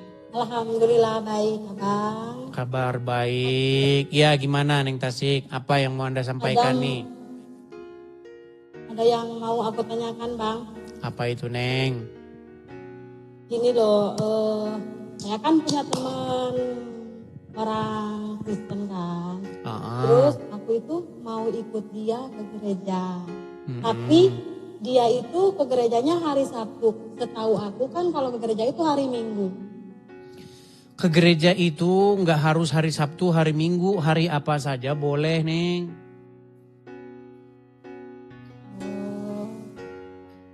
Itu ya. Iya. Mau hari Senin, Selasa, Rabu, Kamis, Jumat, Sabtu, Minggu nggak masalah, sama saja Neng. Oh nggak ngaruh sama sekali. Nggak ngaruh Neng. Kata siapa? Kalau ke gereja hari Sabtu, terus Tuhannya nggak di situ, Tuhannya lagi libur atau bagaimana? Terus kalau ke gereja hari Selasa, Tuhan lagi nyuci baju atau bagaimana? Kan tidak begitu Neng, begitu. Bahkan untuk datang ke hadirat Tuhan itu nggak perlu juga harus ke gereja juga. Karena Tuhan itu bukan hanya ada di gereja, dia ada di mana-mana. Tuh kalau aku tiap naik ke rumah Abang, aku gemeter loh. Jangan gemeter-gemeter atuh, jangan. Kenapa? Nggak tahu ya bagaimana. Pokoknya kalau aku tiap ngomong mau ke gereja itu terasa gemetar gitu loh, asli Bang. Gemetar. Jadi begini Neng, apa yang menyebabkan Neng teh mau ke gereja? Emang tidak mendapatkan kedamaian lagi di Islam atau bagaimana? Susah dijelasin Bang, cuma aku yang tahu. Oh begitu. Ya mungkin butuh proses ya Neng ya. Jadi belajar, nanti panjang lebar, nanti Anda nanti lama-lama mengetahui kebenaran di dalamnya begitu. Ya. Sekarang juga kan aku punya teman yang non muslim gitu. Teman-temanku banyak yang ngomong juga kan. Kamu gak boleh berteman-teman, tapi kan kenyamanan kita kan. Aku nyaman, aku apa gitu kan. Biarpun orang-orang ngomong segala macam tentang jangan dia itu beda sama kita segala macam. Oh jadi mungkin yang Neng maksud ini Neng ini punya teman cowok Kristen begitu. Ya. Oh terus intinya si cowok ini kalau mau berumah tangga Neng harus meninggalkan Islamnya begitu. Enggak, bukan dia itu. Gimana? Teman, aku punya teman dekat gitu kan. Iya, maksudnya teman dekat itu cowok apa perempuan atau laki? Cowok. Oh iya, berarti ya sudah ke situ. Terus kemana lagi? Terus. Tunggu dulu Bang. Nah, terus gitu kan, terus kami itu kan misalkan teman gitu, terus banyak teman muslimku, teman satu pekerjaanku yang ngomong, itu kan temanmu itu kan beda agama, kamu jauhin aja dia, kamu kan beda agama sama dia, gak mungkin katanya. Jangan bareng-bareng terus. Tuh. Nah, ya. aku senang sama Bang Edi segala macam itu awal-awalnya dari dia. Kok dia nonton ini terus ya? Oh, dianya nonton saya. Ya. Oh, berarti dia ngasih rekomendasi. Ini dia ngasih rekomendasi coba tonton ini gitu. Enggak, aku nanya, kamu nonton apa sih kok seru banget gitu. Oh nonton ini, mau kamu menonton, coba bagiin aku. Awal-awalnya aku baik-baik aja. Tapi pas lama-kelamaan kan, seru juga ya. Terus pas lihat, oh ya ini benar juga ya. Ini semua benar gitu. Contohnya kasih tahu Neng, apa? Satu contoh. Ya satu contoh modelan yang abang ituin kan, hadisnya ini kan. Dilihat di Al-Quran, bener kan ada semua. Walaupun aku cuma Islam KTP gitulah Bang, daratnya. Iya kan sudah saya bilang Neng, alasan Neng masih Islam karena tidak mengerti agama Islam. Kan sudah saya bilang, kalau Neng mengerti agama Islam, besok pagi bangun tidak dalam keadaan Islam lagi. Itu bukan asal-asal ngomong Neng, itu kata-kata itu muncul dari sebuah peresapan akan agama Islam selama 13 tahun. Nggak asal-asal bicara. Begitu. Saya sudah pernah bilang, belum ada saya dapati orang Islam yang lebih ngerti agama Islam daripada saya. Coba bawa sini orangnya siapa kalau dia lebih ngerti agama Islam daripada saya. Gitu loh. Neng, coba Neng. Neng kan ada, ya walaupun belum pasti ya, tapi kan kita bicara dulu nih. Ada seperti sinyal mau menikah dengan orang Kristen. Betul? Enggak. Kami cuma dekat-dekat teman. Oke baiklah, gak apa-apa jangan dipaksakan. Gini Neng. Kalau di dalam agama Islam, Kristen dulu ya, Kristen dulu. Di dalam agama Kristen tidak dibenarkan seorang suami berbuat kasar kepada istrinya. Di dalam agama Kristen itu bahkan dikatakan, hai suami-suami, kasihilah istrimu sebagaimana juga Yesus telah mengasihi jemaat dan telah memberikan nyawanya. Tapi di dalam agama Islam, Neng, saya mau tanya. Tapi nggak ngerti agama Islam ya, tapi nggak apa-apa lah. Coba Neng, boleh tidak seorang suami mukul istrinya menurut Al-Quran? Kalau istrinya salah ya wajib dipukul. Kalau nggak salah ngapain dipukul? Iya. Kalau dipukul ya kita pukul balik aja. Nah. Kalau kita nggak salah kita pukul balik aja. Ngapain? Nah, makanya Neng, aku bisa ya dipukul ya aku pulang aja ke orang tua. Nah, makanya saya bilang Neng, di dalam ajaran agama Islam memang boleh seorang suami mukul istrinya. Ya, Tapi kalau di dalam istrinya agama salah, Kristen itu tidak boleh. Jangankan mukul, berbuat kasar saja tidak boleh. Coba secara logika sekarang Neng, mana kira-kira yang masuk di akal, yang masuk di sesuai dengan ini ya, hati nurani. Kalau ya jangan, biarpun istri salah ya jangan dipukul. Betul, betul, Peluk lah biar nggak salah betul lagi. sekali. Karena ajaran Kristen mengatakan apa? Yang jahat itu harus dikalahkan dengan kebaikan, betul? Iya benar. Kita kan perempuan Bang. Perempuan itu kalau kita salah nih perempuan, ya harus dianggap benar lah. Karena kan kita itu perempuan. Iya, maksudnya bukan dianggap benar. Maksudnya yang salah diperbaiki. Gitu maksudnya. Begini Neng, maksudnya yang salah itu diperbaiki, tapi kan tidak harus main tangan, betul? Iya. Kita kan senangnya itu dilembutin. Kita kan jadinya marah. Jadi lulu, jadi betul begitu. Tapi kalau ajaran Muhammad nggak ada begitu nih. Kalau ajaran Muhammad, pukullah istrimu. Mau saya tunjukkan ayat. Banyak yang kejam tuh di bawah tuh, fitnah kamu ya. Kalau saya memfitnah, saya terjun dari Monas. Iya sih Bang. Rata-rata kan sekarang banyak KDRT Bang. Bahkan Muhammad itu pelaku KDRT. Muhammad itu pernah memukul Aisyah. No, banyak yang ngomong nanti, fitnah kamu ya, fitnah. Sudah saya bilang, kalau ada muslim yang sanggup menunjukkan saya fitnah, saya terjun dari Monas. Jadi Muhammad itu adalah pelaku kekerasan dalam rumah tangga. Siapa yang dipukul oleh Muhammad? Aisyah. Jadi jangan kalian dengar lagu Aisyah romantisnya cintamu dengan. Mau saya tunjukin hadisnya. Muhammad dipukul sama Aisyah dipukul sama Muhammad.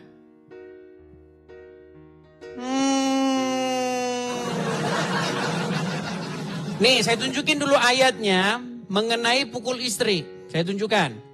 Surat An-Nisa ayat ke 30. Bentar.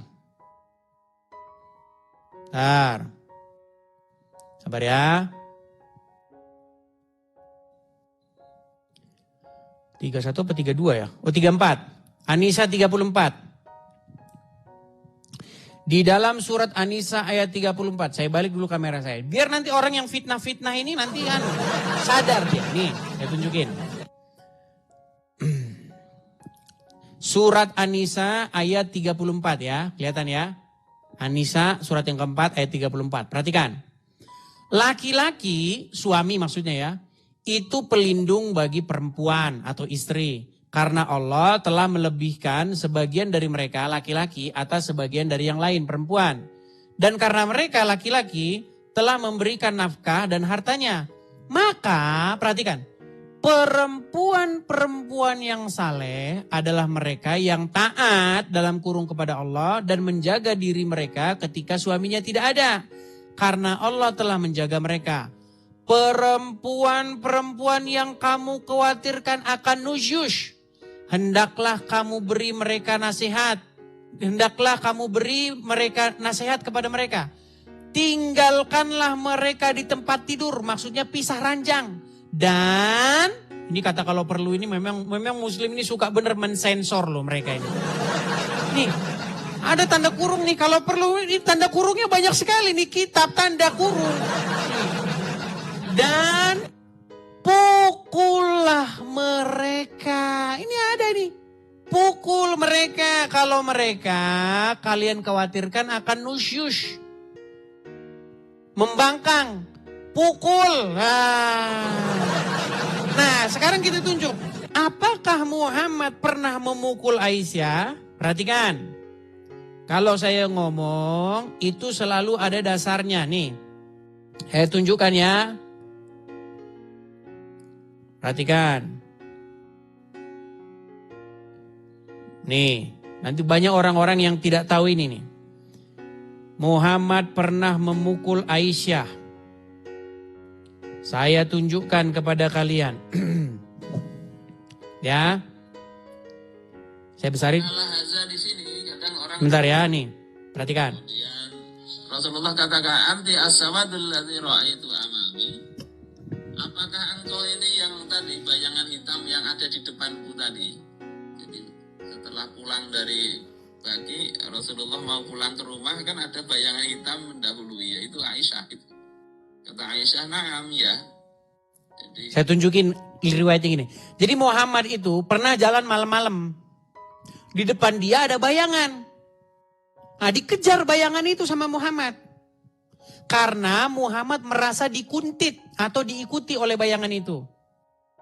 Dikejar bayangan itu kan. Ternyata itu istrinya sendiri. Istrinya lagi nguntit Muhammad. Kemana ini suamiku pergi malam-malam? Dikuntit sama dia. Ah, dikejar sama dia. Nih, dikejar bayangan itu. Perhatikan. Rasul akhirnya tahu beliau ini dikuntit, dibuntuti. Ketika mau pulang duluan Siti Aisyah. Setelah itu Aisyah mengatakan, "Fala haza fi sadri lahzatan auja'atni." Rasulullah kemudian memukul dadaku dengan pukulan yang menyakitiku. Nah, gara-gara dikuntit istrinya, Muhammad mukul istrinya. Contohlah Muhammad kalian itu. Loh, nekat yang nyata. Nah, kita juga kan kalau kita curiga sama suami, kita juga nguntit suami lah, sama. Iya, tetapi kan tidak main pukul-pukul. Bahkan di dalam Al-Quran, Muhammad itu harus mengerahkan Allah, para malaikat, orang-orang beriman untuk menghadapi Aisyah. Loh, mau saya tunjukkan ayatnya. Waduh, kalian ini nekat yang nyata. Nih, saya tunjukkan. Apakah benar Muhammad itu untuk menghadapi Aisyah? Saya tunjukkan ya. Kita buka surat At-Tahrim. At-Tahrim. Ayat yang keempat. Benarkah Muhammad untuk menghadapi seorang wanita Aisyah? Dua orang wanita sebenarnya, Aisyah dan Hafsah. Dia harus memanggil Allah, para malaikat, orang-orang beriman. Untuk menghadapi dua orang wanita. Perhatikan. Perhatikan ya. Kita akan tunjukkan. Lihat nih. Ini surat At-Tahrim ayat yang keempat. Jika kamu berdua, maksudnya Hafsah dan Aisyah, bertobat kepada Allah, maka sesungguhnya kamu berdua telah condong. Dan jika kamu berdua bantu-membantu menyusahkan Nabi, maka sesungguhnya Allah adalah pelindungnya. Dan pula Jibril, dan orang-orang mukmin, dan malaikat, dan. Untuk menghadapi dua orang wanita. Perhatikan, lihat tafsir-tafsirnya ya nih. Kita buka tafsir Kementerian Agama Saudi Arabia ya, perhatikan. Ini yang lebih lengkap saja ya nih. Kita lihat nih. Tafsir Al-Madinah Al-Munawaroh. Markas Tadzim Al-Quran di bawah pengawasan Syekh Profesor Imad Zuhair Hafidz dan seterusnya nih. Apa dikatakan di sini? Aduh, kok muncul sini? Bentar ya, mana tadi tafsirnya? Nih, tafsir Al-Madinah ya. Allah menegur Aisyah dan Hafsah karena kecemburuan mereka. Jika kalian berdua bertobat kepada Allah, maka kalian memang layak bertobat karenanya. Telah menyukai hal yang dibenci Rasulullah, yaitu membocorkan rahasianya. Nih, rahasianya dibocorkan. Nih, jika kalian berdua saling bantu-membantu untuk melakukan hal yang tidak baik terhadap Rasulullah, maka Allah pelindung. dan penolongnya. Begitu pula malaikat, Jibril, orang-orang soleh dan malaikat-malaikat lain. Wah, penolong Muhammad nih. Untuk menghadapi dua wanita. Muhammad harus ditolong Allah, Jibril, malaikat, orang-orang beriman. Padahal di dalam riwayat lain, Muhammad bisa memukul Aisyah dan Aisyah tidak melawan. Tapi tahu nggak? Kalau Anda tanya sama orang Syiah, ya, kalau Anda tanya sama orang Syiah, sebenarnya itu bukan Aisyah dan Hafsah. Aisyah dan Hafsah hanya wanita. Tanya siapa di balik Aisyah dan Hafsah? Ternyata bapaknya Aisyah itu Abu Bakar, orang penting. Bapaknya Hafsah, ya, itu Umar bin Khattab, orang penting. Itu sebenarnya. Makanya orang-orang Syiah, mereka punya sebuah pemahaman, mereka punya sebuah sejarah yang mereka ketahui. Tapi orang Sunni nggak tahu tentang bagaimana Umar bin Khattab dan Abu Bakar menjadi dalang sebenarnya yang menjadi musuh Muhammad.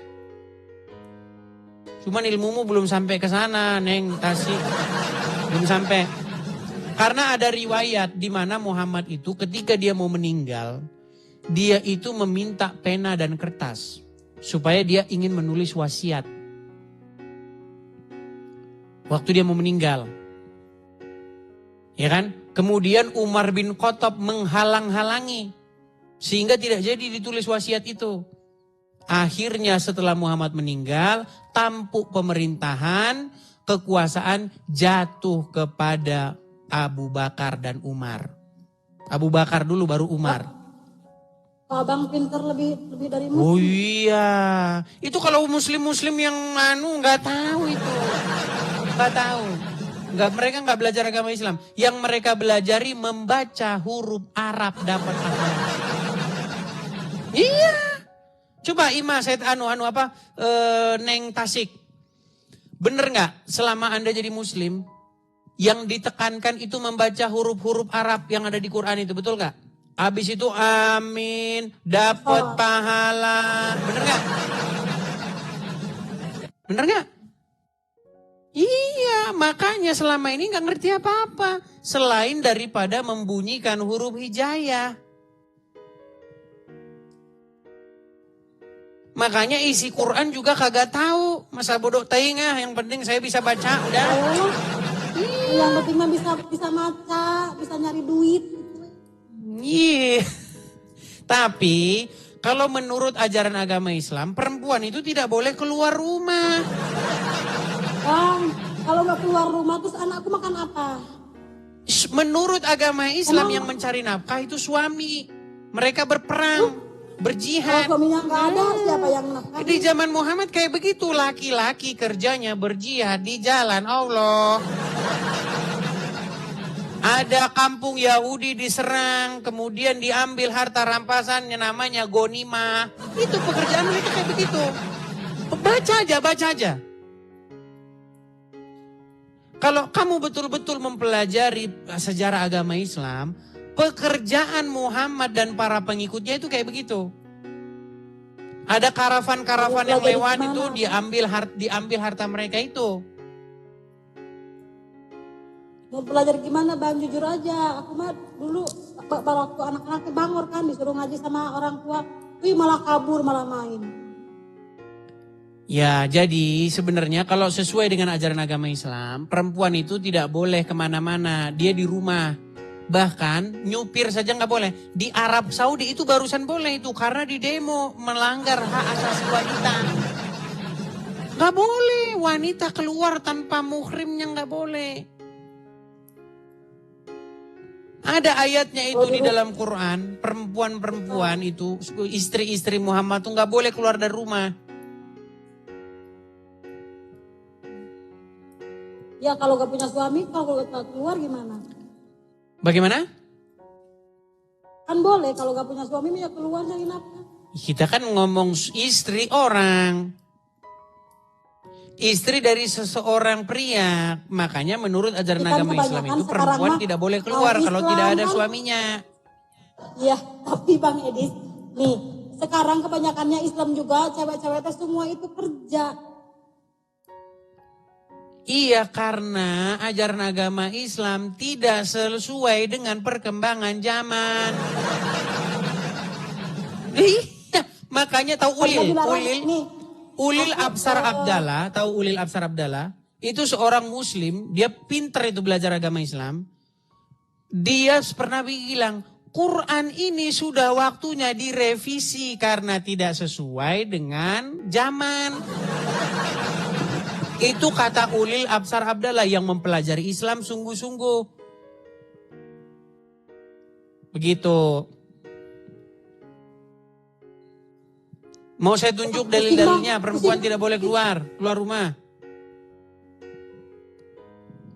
Boleh. Nih ya, oke sambil ngomong dulu saya cari ayatnya, coba. Ini kita nunjukin dalil yang tadi. Coba silakan mau nyampaikan apa Neng Tasik? Menyampaikan iya kalau dilarang itu kan kita gak boleh keluar, gak boleh apa kan. Tapi kebanyakan cewek itu ngomong kita harus pintar cari uang sendiri biar punya suami, biar gak direndahkan, biar mau beli apa-apa bebas. Kalau uang suami kan kita beli ini, wih kamu boros banget ya. Itu uang udah habis aja, gitu kan, kebanyakan gitu kalau suami-suami. Ini curahan hati para istri-istri Bang.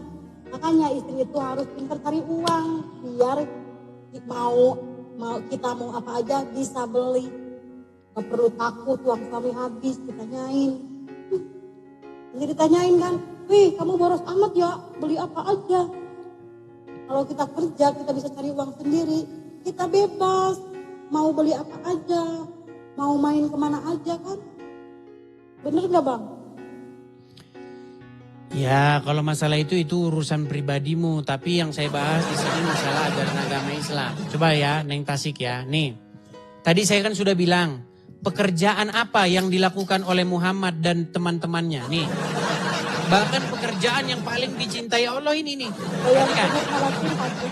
Iya, ini pekerjaan yang dicintai oleh Allah ini. Perhatikan. Pekerjaan yang paling diutamakan di dalam agama Islam itu ini. At-Taubah 24. Perhatikan.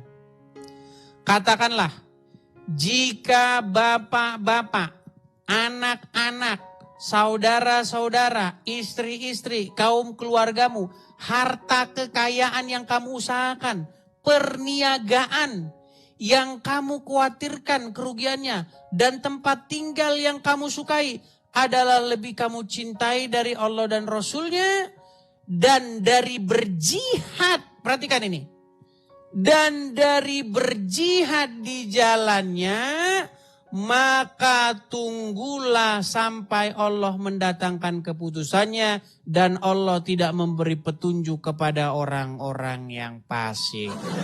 Nih, jadi menurut ayat ini, yang lebih penting daripada bapak-bapak, anak-anak, istri-istri, perdaganganmu, bisnismu, usahamu, rumahmu, yang lebih penting itu adalah apa? Perhatikan, yang lebih kamu cintai itu harusnya Allah dan Rasulnya dan berjihad. Makanya pekerjaan utama muslim itu pada waktu itu berjihad. Perang.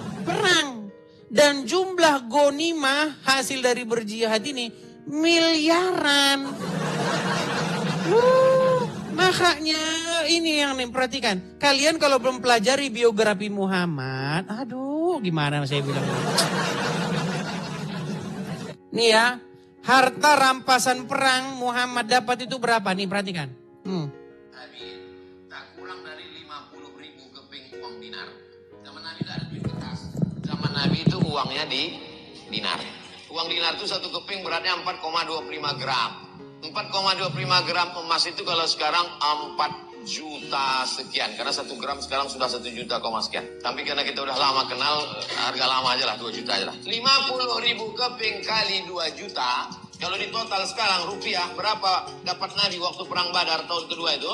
50.000 keping kali 4,25 gram kita hargai 2 juta. 100 miliar. 100 miliar itu berapa persen untuk Nabi? Wa'lamu annama ghanimtum min syai'in fa inna lillahi khumusahu.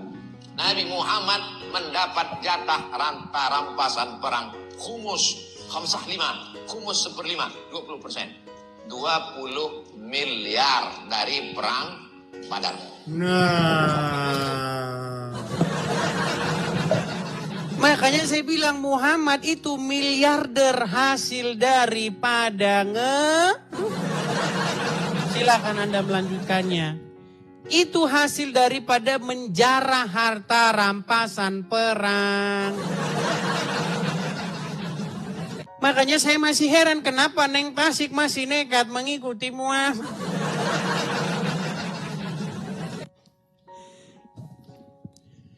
Iya kalau Neng, percaya nggak Neng? Kalau Muslim naik ke sini, mereka nggak bisa bantah saya. Mereka bisanya ngamuk, ngancam. Iya. Mereka naik ke sini ngamuk, ngancam. Awas kamu ya, awas kamu ya, awas. Mereka bisa begitu. Cuma kalau nonton itu ketawa-ketawa sendiri. Kenapa ya? Begitu ya.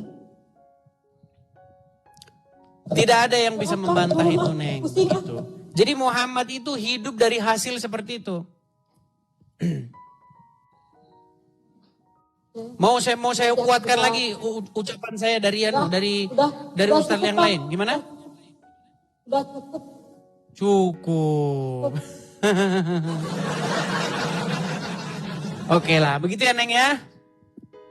Ya, makasih ya Bang. Sama-sama ya. Neng, sebentar Neng, di sana panas kah? Panas. Oke. Kayaknya kan ada lagu itu panas-panas goreng pisang. Saya suka itu lagu-lagunya itu siapa? Aduh lupa saya namanya. Aduh malah lupa saya namanya. Siapa yang nyanyi itu tadi? Lupa tuh Ben. Orang Bang Edis lupa gitu loh. Iya yang nyanyi itu siapa namanya? Yang nyanyi? Penyanyi dari Tasik itu siapa? Kok dari Tasik? Dari Jawa Barat siapa namanya? Siapa sih namanya? Coba teman-teman di kolom komentar. Aduh, ya, lupa saya namanya. Doel Sumbang. Iya, Doel Sumbang. Oh, di Sumbang. Doel Sumbang, begitu. Oke, begitu ya. Ya, Bang. Makasih ya, Bang. Oke, sama-sama, Neng. Saya turunkan ya, Neng ya. Mau hari Sabtu, mau hari Minggu juga, bebas. Bebas, Neng, bebas. Oke, gitu, Neng ya. Ya. Oke, yuk saya turunkan ya. Yuk silakan tuh yang muslim-muslim bantah. Apakah kalian berani bantah?